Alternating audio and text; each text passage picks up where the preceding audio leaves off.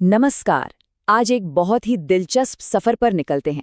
हम ये समझने की कोशिश करेंगे कि दवाइयाँ हमारे शरीर के अंदर अपना काम करने के लिए सही जगह पर आखिर पहुँचती कैसे हैं। चलिए शुरू करते हैं। अरे कभी सोचा है कि दवाएं इतने अलग अलग रूपों में क्यों आती हैं? मतलब कभी गोली तो कभी पैच तो कभी सीधा इंजेक्शन।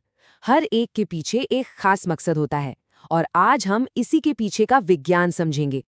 तो इस सवाल का जवाब छिपा है एक कॉन्सेप्ट में, जिसे कहते हैं रूट ऑफ एडमिनिस्ट्रेशन। सीधे सरल शब्दों में कहें तो ये बस वो रास्ता है जिससे कोई दवा अपना असर दिखाने के लिए शरीर में दाखिल होती है। तो चलिए शुरू करते हैं सबसे पहले और सबसे आम रास्ते से, जिसे कहते हैं एंटरल रूट।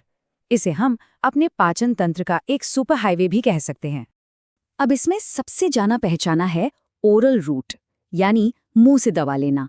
गोलियां, कैप्सूल्स, सिरप सब इसी में तो आते हैं। ये बहुत सुविधाजनक है, सुरक्षित है और सस्ता भी। इसीलिए डॉक्टर अक्सर इसे ही चुनते हैं। लेकिन इस हाईवे पर एक पेंच भी है। लेकिन जरा सोचिए, क्या हो अगर इस चकाचक हाईवे पर एक टोल बूथ खड़ा हो जो मंजिल तक पहुंचने से पहले ही आपसे कुछ टोल वसूल ले। हमारे शरीर में ये टोल बूथ है हमारा लिवर।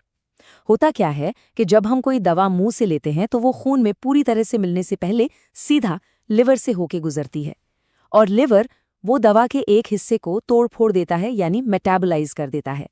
इसी चीज को कहते हैं फर्स्ट पास इफेक्ट। और आपको जानकर हैरानी होगी कि लिवर दवा का कितना बड़ा हिस्सा बेकार कर देता है। देखिए, दवा का एक बहुत बड़ा हिस्सा तो लिवर में ही खत्म हो जाता है और बस थोड़ा सा हिस्सा ही अपना काम करने के लिए हमारे खून तक पहुंच पाता है।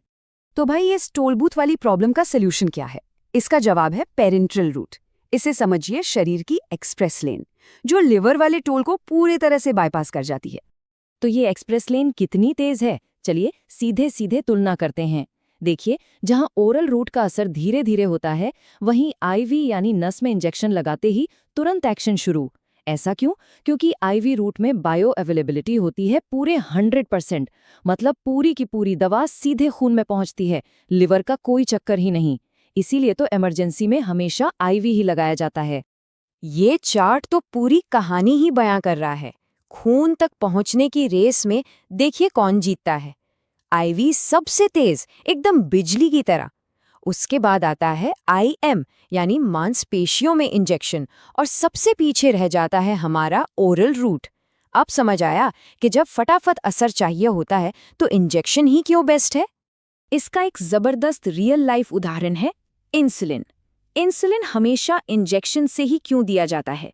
क्योंकि अगर इसे गोली की तरह लिया तो हमारा पेट ही उससे एसिड से खत्म कर देगा। दवा लिवर तक पहुंचने से पहले ही बर्बाद हो जाएगी। पर रुके, कहानी अभी खत्म नहीं हुई है। कुछ खास कामों के लिए कुछ खास रास्ते भी तो हैं। इन्हें हम कह सकते हैं प्रिसिजन गाइडेड मेडिसिन। जैसे कि इनहेलेशन रूट, जो अस्थमा इनहेलर्स में होता है, दवा सीधे फेफड़ों में फटाक से। या फिर टॉपिकल रूट, मतलब क्रीम और मलहम, जो सीधे स्किन पर लगाते हैं ताकि असर बस वहीं हो और कहीं नहीं। और हाँ, ट्रांसडर्मल पैच भी हैं, जैसे निकोटीन पैच, जो स्किन के जरिए धीरे धीरे कंट्रोल के साथ दवा रिलीज करते रहते हैं।